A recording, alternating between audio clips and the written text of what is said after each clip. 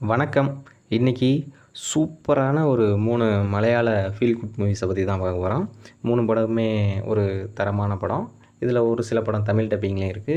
ஒரு சில படம் 2 படம் வந்து மலையாளத்திலயும் இருக்கு. நான் எந்தெந்த படங்கிறத படத்தோட எண்ட்ல சொல்லிருவேன். நீங்க கண்டிப்பா ட்ரை பண்ணி பாருங்க. படம் வந்து என்ன சொல்றது, ஒரு அடல்ட் கன்டென்ட் அந்த மாரிலாம் எதுவும் கிடையாது. ஃபேமிலியோட பார்க்குற அளவுக்கு நல்லாயிருக்கு படம். இப்போ வந்து ஃபர்ஸ்ட் படம் சொல்றேன் நானு. ஃபர்ஸ்ட் படம் வந்து லூக்கா. இந்த படம் வந்து 2022ல தான் ரிலீஸ் ஆயிருக்கு. இந்த படம் வந்து டொவினோ தாமஸ் தான் நம்ம ஹீரோ. அதாவது மாரி 2ல வில்லனா நடிச்சிருப்பார்ல. அவர் 3 படமுமே அவரோட படம் தான் செலக்ட் பண்ணியிருக்கேன். 3 படமுமே ஃபீல் குட் மூவி தான், நல்லாயிருக்கு. இதோட ஒன்லைன் ஸ்டோரி என்ன அப்படின்னு பார்த்தோம்னா, நம்ம படத்தோட கதாநாயகன் ஒரு ஆர்டிஸ்ட்டா இருக்காரு. அவர் வந்து படத்தோட ஸ்டார்ட்டிங்லே இறந்தும் போயிடுறாரு. அதுக்கப்புறம் ஒரு மர்மமான முறையில் இறந்து போன உடனே அவரோட சாவுக்கு எதுவும் வந்து பிரச்சனை இருக்கா அப்படின்னு சொல்லிட்டு ஒரு போலீஸ் வந்து இன்வெஸ்டிகேஷனுக்கு வர்றாங்க. அந்த வர்ற போலீஸ் வந்து அவரோட ரூமில் ஒரு புக்கை ஒன்று எடுக்கிறாங்க. ஒரு டைரி எடுக்கிறாங்க. அந்த டைரியை எடுத்து அதுக்கப்புறம் அந்த என்ன சொல்கிறது, அந்த போலீஸ் வந்து அதை வாசிக்க ஆரம்பிக்கிறாரு. வாசிக்க ஆரம்பித்த உடனே லூக்காவோட வந்து லவ் ஸ்டோரி தான் மூவ் ஆகும். அதில் வந்து அவர் யாரோட பேசி பழகி லவ் பண்ணியிருந்தார், அவரோட சாவுக்கும் அந்த பொண்ணுக்கும் என்ன சம்மந்தம், அந்த பொண்ணுக்கு என்னாச்சு, அவங்க யார் அப்படிங்கிற மாதிரி தான் கதை மூவ் ஆகும். அதுக்கப்புறம் எண்டில் வந்து கண்டுபிடிச்சாங்களா இல்லையா அப்படிங்கிற மாதிரி தான் படம் மூவ் ஆகும். படம் கண்டிப்பாக நல்லாயிருக்கு. நீங்கள் ட்ரை பண்ணி பார்க்கலாம். 2வது படம் வந்து கோதா. இந்த படம் வந்து மலையாளத்தில் தான் இருக்குது. லூக்கா கூட தமிழில் இருக்குது, தமிழ் டப்பிங்கில் இருக்குது. இது மலையாளத்தில் தான் ரிலீஸ் ஆணுச்சு. இதில் கோதாவில் கூட நம்ம தமிழ் காமெடி ஆக்டர் ஒருத்தர் இருப்பார். நீங்கள் படத்தை பார்த்தீங்கன்னா உங்களுக்கே தெரியும். இந்த படத்தோட ஸ்டோரி என்ன அப்படின்னு பார்த்தோம்னா, நம்ம படத்தோட கதாநாயகி ஒரு குத்துச்சண்டை வீராங்கனையாக பெரிய லெவலில் நேஷ்னல் லெவலில் வந்து ஒரு குத்துச்சண்டை வீராங்கனையாக இருக்கணும் அப்படின்னு சொல்லிட்டு ஆசைப்பட்றாங்க. ஆனால் அவங்க பஞ்சாபில் இருக்காங்க. அப்படி இருக்கும்போது அவங்க சின்ன சின்ன போட்டிகளில் கலந்துக்கிறாங்க. அதை வந்து அவங்க அண்ணன் வந்து போலீஸாக இருக்கார். ஹீரோயினியோட அண்ணன் போலீஸாக இருக்கார். அதனால் அவர் வந்து நீ வந்து கல்யாணம் பண்ணிக்கோ, எந்த சண்டையிலையும் நீங்களாம் சண்டைக்கு போகக்கூடாது, பெண்கள்லாம் சண்டை போடக்கூடாது, கல்யாணம் பண்ணிவிட்டு போய் குடும்பத்தை பாரு அப்படின்னு சொல்லிவிட்டு அவங்க அண்ணன் வந்து எங்கேயுமே அனுப்ப மாட்டுறாரு. அதே இந்த சைடு பார்த்தோம் அப்படின்னா, நம்ம ஹீரோவோட அப்பா தான் குத்துச்சண்டை பயிற்சியாளர். அப்படி இருக்கும்போது ஆனால் நம்ம ஹீரோவுக்கு பெருசாக அதில் இன்ட்ரெஸ்ட் இருக்காது. நம்ம ஹீரோ வந்து கிரிக்கெட் விளையாடுறது, இந்த மாதிரி பசங்களோட சேர்ந்து இப்படி ஜாலியாக இருக்கிற மாதிரி தான் இருப்பார்.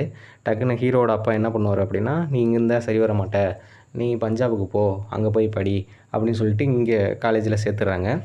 இங்கே ஹீரோ வரும்போது ஹீரோவும் ஹீரோயினையும் 2 பேரும் சந்திச்சுக்கிறாங்க. அதுக்கப்புறம் வந்து ஹீரோயினோட சின்ன சின்ன சண்டைகளில் போட்டிகளில் வந்து சில டிப்ஸ் கொடுக்குறாரு ஹீரோ. அதனால் கொஞ்சம் நெருக்கமாக பழகி அவங்க ஒரு தருணத்தில் வந்து கேரளாவும் வந்துடுறாங்க. ஹீரோயினி வந்து நம்ம ஹீரோவோட கேரளாவும் வந்துடுறாங்க. இங்கே தான் நம்ம ஹீரோவோட அப்பா வந்து குத்துச்சண்டை பயிற்சியாளராச்சே, திரும்ப ஒரு வந்து பயிற்சி கொடுக்குற மாதிரி மூவ் ஆகும். அதுக்கப்புறம் அவங்க வந்து லவ் பண்ணிக்குவாங்க, 2 பேரும் லவ் பண்ணுவாங்க. அவங்க 2 பேரும் கல்யாணம் பண்ணிக்கிட்டாங்களா, இல்லை குத்துச்சண்டையில் வந்து அவங்க பெரிய நேஷ்னல் லெவலில் வின் பண்ணாங்களா, அந்த மாதிரி தான் கதை மூவ் ஆகும். அதுக்கப்புறம் என்னாச்சு அப்படிங்கிறது தான் படத்தோட ஸ்டோரி. படம் கண்டிப்பாக நல்லாயிருக்கு. அடல்ட் கண்டென்ட் அந்த மாதிரிலாம் எதுவும் கிடையாது. படம் நல்லாயிருக்கு. நீங்கள் ட்ரை பண்ணி பாருங்கள். 3வது படம் வந்து கெப்பி. இந்த படம் வந்து 2016 ரிலீஸ் ஆயிருக்கு.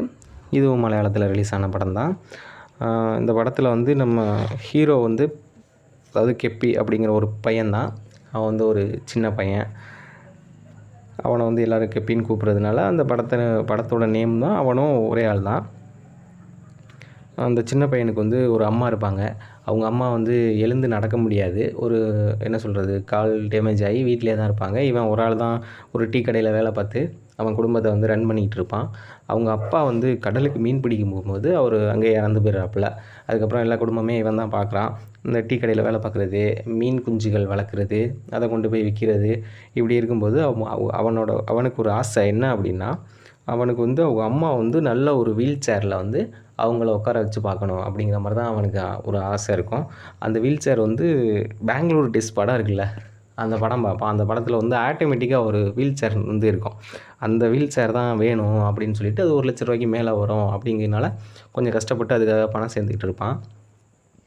அப்படி இருக்கும்போது அவங்க ஊரில் வந்து ரொம்ப நாளாக வந்து ஒரு ரயில்வே பாலம் வந்து டேமேஜ் ஆகி அது வந்து ஒர்க் ஆகாமையே இருக்கும். அதை வந்து சரி பண்ணுறதுக்காக அந்த டைமில் ஒரு இன்ஜினியர் வர்றாரு. அதான் நம்ம டொவினோ தாமஸ். அவர் வந்து அந்த பாலத்தை சரி பண்ண ஒரு இன்ஜினியராக அங்கே வர்றாரு. அவர் வரும்போதே பிரச்சனையோடவே வருவாங்க. நம்ம பசங்களுக்கும் அவங்களுக்கும் சில பிரச்சனைகள் வந்துடும்.